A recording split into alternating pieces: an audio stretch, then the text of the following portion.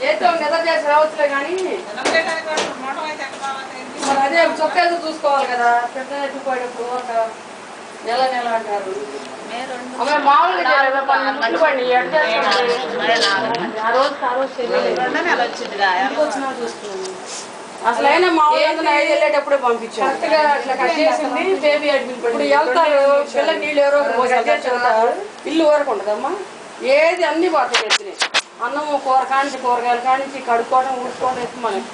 ఈయన పొద్దున లేచి వెళ్తాడు ఒక పూట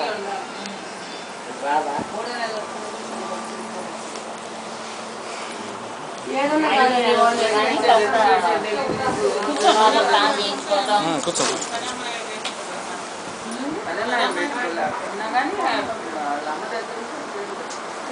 కాదు